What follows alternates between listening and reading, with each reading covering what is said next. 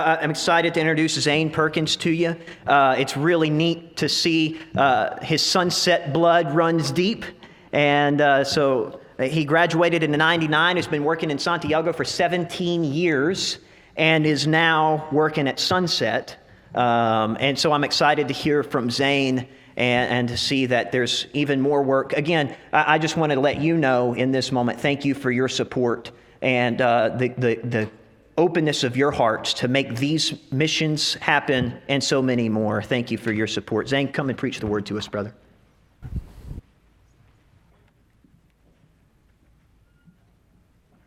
Thank you for allowing me to be here. Brother, this is a fantastic church. Coming to you this morning, I come with a little bit of mixed emotions because I've been associated with this church since I was 14 years old. You guys were part of the team that my parents went on to Colombia. You've been with us since we started at Sunset. You've been with us for the 17 years we were in Santiago. And now we're back stateside, and it's such a wonderful feeling to know that you continue doing what God has always called you to do. To share and preaching of the gospel and sending missionaries and loving missionaries and supporting missionaries. And it's great to see that you've got a Sunset graduate. Our new role at Sunset, maybe that gives me hope that we can still be connected for years to come. But I come to you today because we have transitioned, or in transition. And the church in Santiago and we as recipients of your blessings come to give you thanks. We come to give you thanks because of what God has done through you.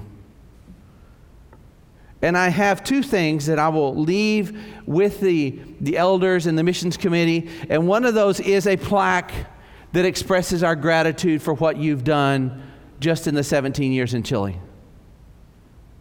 The churches there send their greetings and send their love and want you to know that they appreciate the work that you did through us and the work God has done through us. And so I'll leave this as just a thanks and honor to the Leander Church of Christ. But at the same time, we have some dear friends in Santiago, and I'm not going to have time to read it. We have some dear friends, and maybe next week it can be published in the bulletin or something like that. But we have some dear friends in Santiago. When they found out that we were coming to say thank you to the churches that supported us, said, can we write a letter? And so we bring just a simple letter from some of our dear friends, members of the church in Santiago, that they share their greatest appreciation for you and the work that you've done. Because they know that today there is a work and a ministry that is reaching out not only in Santiago, but in Africa and other places because of generous people stateside. And so Pablo and Carol Peña and their two girls write you a letter thanking you for the blessing that you gave them, even being so far away. So I bring these Thanksgiving to you, and I do want to tell you just a little bit about the church. I'm going to set these right here. But I do want to tell you a little bit about the work that was in Santiago. I had pictures, and I thought I'm going to put them on the pen drive, but they're not, so we'll have to imagine. Okay? So as you look through and scroll through all Matona's, just imagine mine are up here, okay? So we'll do that. But the church in Santiago is a work that was a phenomenal work while we were there and will continue for many years to come. A church that was planted in a middle upper class area of Santiago. The church at its height was about 120. Now they're down around 80 to 85 to 100 because of different transitional issues. The church had about 17 years with missionary presence, and now they're completely on their own, a completely Chilean-led church. They're undergoing and they're striving to live out God's plan for them as they had two elders, one of who had to back down as being an elder because he got transferred into a new job, and then he was traveling all the time. And the other elder, as of February, was diagnosed with terminal cancer. So as a church, they're in this state of flux again, but striving to do what God wants them to do in appointing men to lead them in their congregation. But they're also trying to reach out. They have a full-time minister. They are a completely self-supporting, self-sustaining church through their own offerings and the members there. And not only that, they caught the dream, because they are also now helping a small church plant just outside of Santiago. So we thank you for what God has done in their lives because of your generosity. But I want to tell you about one guy. And actually, as I think back at the picture I had, I think the picture was taken when Adam and Vinny came to see us. I have to look back and see. But it was a picture taken when we did a homeless, remember going to feed the homeless? Okay. That picture was taken when you guys were with us and we were feeding the homeless. And I just wanted to show you because the guy I want to tell you about, his name is Carlitos. And Carlitos is a young man, now he's about 26, 27 years of age. But he has a very unique story. And his story is that at age 4, he was abandoned on the streets of Santiago by his mother. His mother fell in love with an Italian and decided that her life was better off with him, and so she was going to move to Italy. So she brought her son to the main streets of downtown Santiago and just left him, and she went to Italy. And after that, he spent from age 5 to age about 23 living on the streets of Santiago. And you just can't imagine what a kid who grows up on the streets of Santiago has gone through.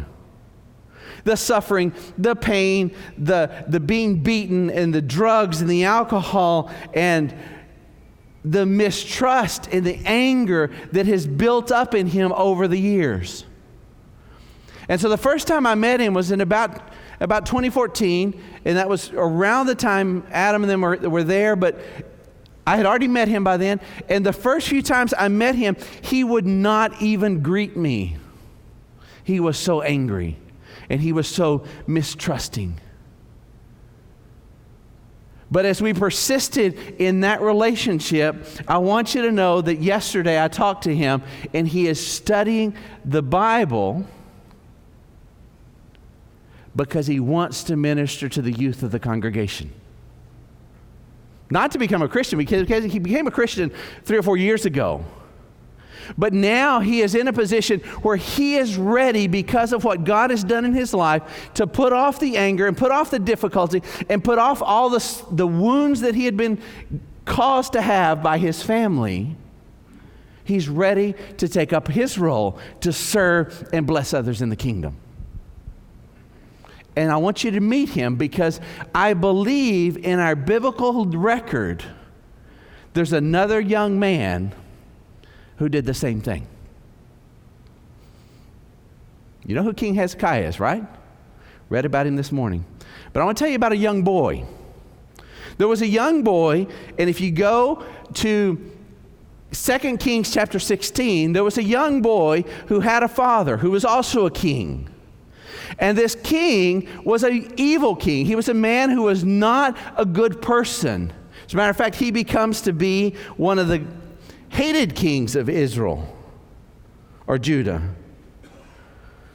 And he was so bad, and he was such a negative influence. It says that he walked not in the ways of the Lord, but he walked in the ways of the kings of Israel, who were very bad kings.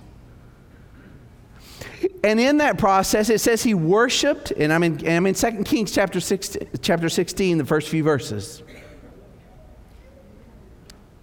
And he walked in the evil, and he sacrificed to idols.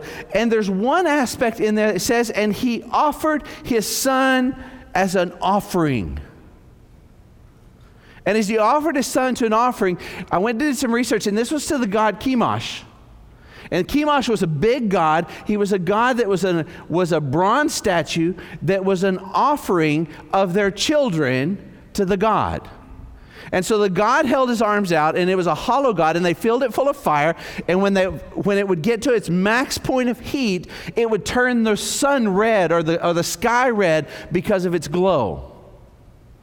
And the people who offered, they would bring their child, and they would take their child, and they would give their child to the priest. And this priest would place this naked child on the arms of this statue. Now imagine this statue is heated from its core until it's brazen hot. What happens when you lay a naked child on that? So the story goes, is that a record goes of how they offered it, and the child would begin to squirm and scream in this process because his skin is being burned off in that, and the child would fall from the arms into the fire below. And when he fell into the fire below, the pagan priest would reach down and pull this child out of the fire. And if the child died, it was a glory and praise to the god.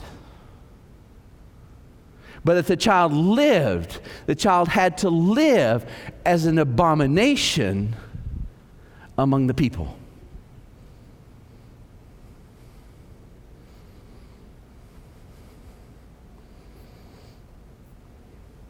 Chapter 18. And Hezekiah, son of Ahaz.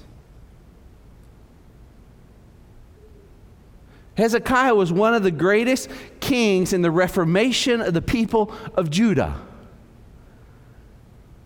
And when he comes on the scene, we find this king ready to do whatever God needs him to do.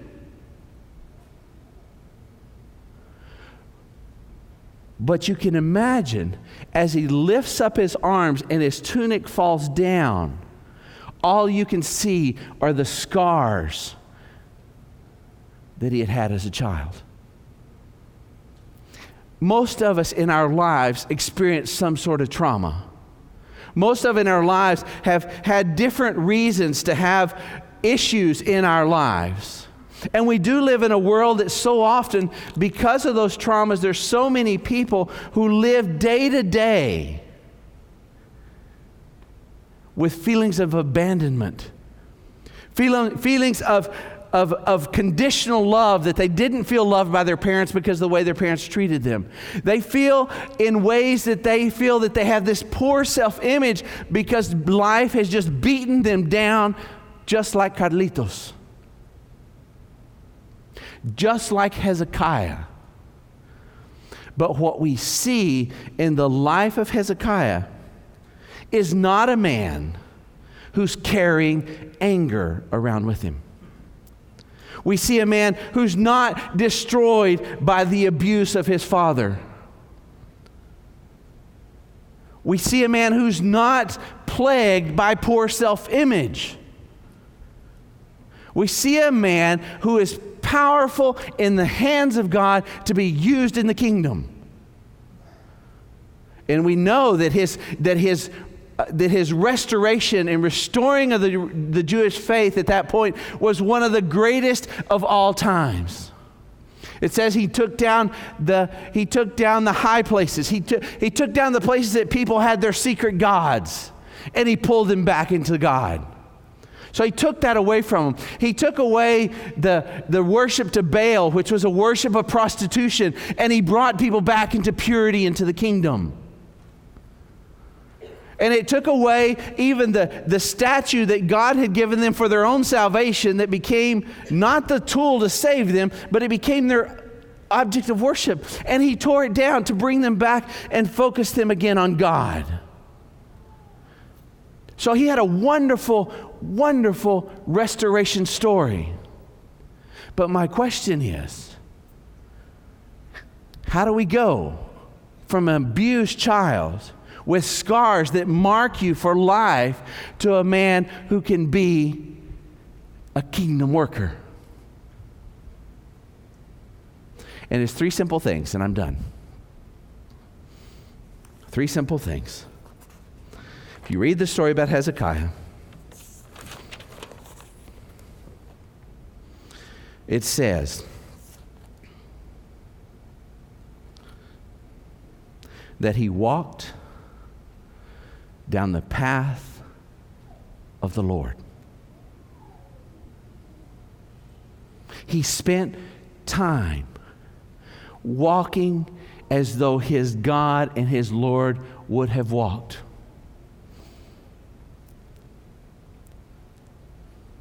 Carlitos, over the last 4 years, about 4 years since he became a Christian, has done nothing than try to walk as Jesus walked here on the earth.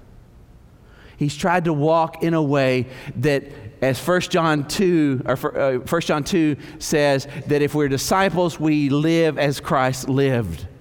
He's done everything in his power. Hezekiah did everything in his power to walk in the ways of the Lord. And if we will walk as God commands us to walk, in relinquishing anger, providing forgiveness, blessing others, being thankful in what we have, God begins to take woundedness and heal it.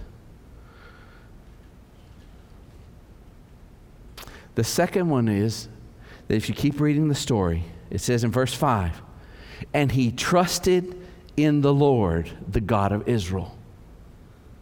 So not only did Hezekiah, as a young man coming on before he was 25, because the way he lived before he became king was what made him who he was. And it says that he trusted in the Lord. He trusted in what God had done. He trusted that God was his fortress, as Psalm 18 says. He trusted that God would be his strength. He trusted that when he didn't understand and when he couldn't continue, God was faithful. He didn't trust in his own.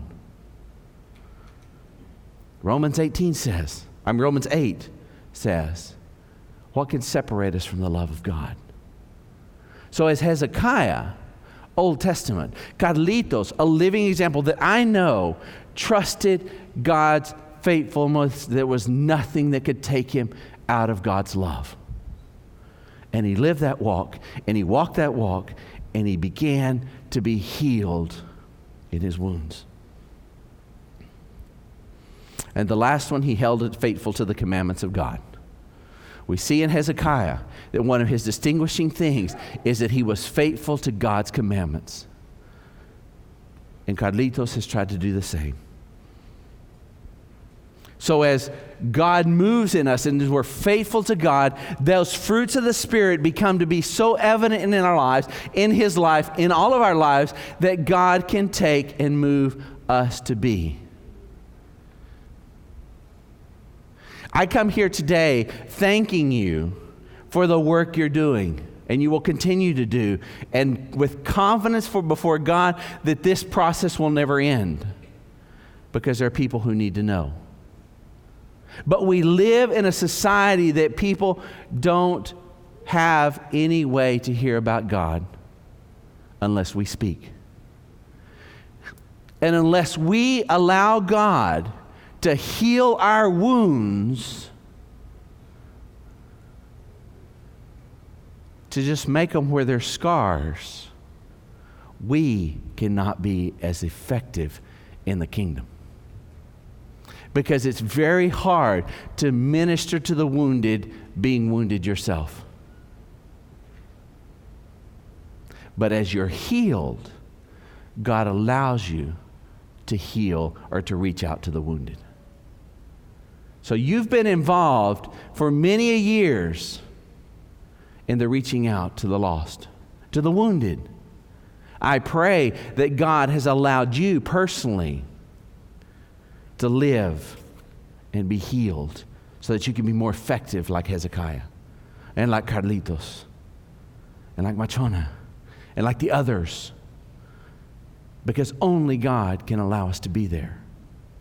And God is calling us through the body of believers to stand firm in His Word, to be faithful to let Him be faithful and to be obedient and walk His path, and He will do the rest. Because He is the force behind it all. So I pray that we become like Hezekiah, kind of like Carlitos. All of us know someone. Because God can heal the wounds so that we can minister through our scars to the lost of this world. I don't know where you find yourself today. I don't know where you are in your walk. You may have those wounds still open. But I promise you, there are people and ministers and loving people who can help God heal you with those. If you need this congregation to do so, I know there are loving brethren here who are more than happy and more than willing to do so. But we're here to be God's tools in your healing so that you can be God's tools to someone else. If you need the prayers of this congregation, come as we stand and sing.